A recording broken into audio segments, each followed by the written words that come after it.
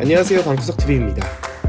독일의 경우 유럽 중앙에 위치하고 있어 현재 많은 유학생들이 공부와 여행, 두 마리 토끼를 모두 잡으러 떠나는 곳이기도 하는데요. 유학 외에도 맥주의 나라, 클래식의 교과서의 나라 등 많은 칭호를 갖고 있는 나라이기도 합니다. 오늘은 이러한 독일 속으로 한번 들어가 보시죠. 베를린을 수도로 둔 독일은 네덜란드와 벨기에, 스위스와 오스트리아, 그리고 체코와 폴란드 등 총 9개국과 국경을 접하고 있어 유럽의 중심이라 볼 수 있는데요. 독일을 기준으로 서유럽과 동유럽, 그리고 북유럽과 남유럽을 나누는 기준점이 되기도 합니다.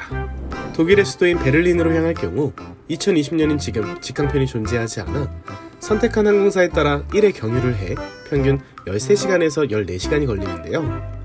이외에 미넨과 프랑크푸르트, 그리고 함부르크 등 직항과 경유 모두 꼬박 하루를 가야 합니다. 시차의 경우 독일이 아침 7시면 우리나라는 낮 2시로 우리나라가 7시간 빠릅니다.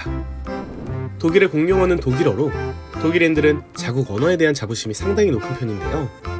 쉽게 예를 들어 북한의 경우 카라멜을 기름 사탕으로, 주스를 과일 단물로 바꿔 표기하는 것처럼 독일 또한 외래어를 자국어로 변환시켜 실생활에 사용하고 있습니다.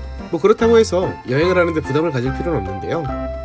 필수 교육 과정에 영어를 포함하고 있어 대부분의 독일인들이 영어를 능숙하게 사용하고 있기 때문입니다. 또한 대부분 표지판에도 영어가 표기되어 있기 때문에 언어에 대한 부담은 조금 내려두어도 괜찮습니다. 그래프를 보면 한국과 마찬가지로 사계절을 갖고 있는데요. 먼저 봄의 계절인 3월에서 5월은 한국의 초겨울 날씨와 비슷해 일교차가 심하고 가끔 비가 내리는 경우가 있어 두꺼운 옷차림과 우산을 준비해야 합니다. 여름이 시작되는 6월에서 8월은 한국의 가을 날씨와 비슷해 여행하기에 좋은 시기인데요. 하지만 어제와 오늘이 선선한 날씨였다 하더라도 내일은 땡볕더위가 기승을 부리는 날씨로 변하기도 해 여름옷과 가을옷을 같이 가는 것이 좋습니다. 또한 저녁엔 좀 쌀쌀하다 느낄 수 있어 가을에 입는 외투까지 준비해가는 것을 추천합니다. 9월에서 11월은 가을이 시작되는데요.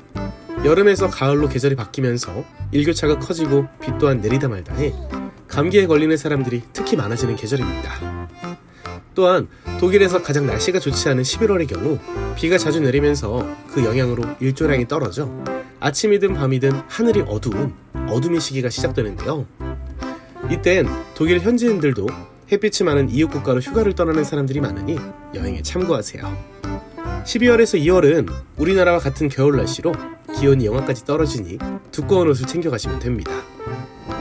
우리나라 대형마트에서 장을 볼 때 많이 산 것 같지도 않은데 10만원이 훌쩍 넘어간 경우 많이들 있으시죠?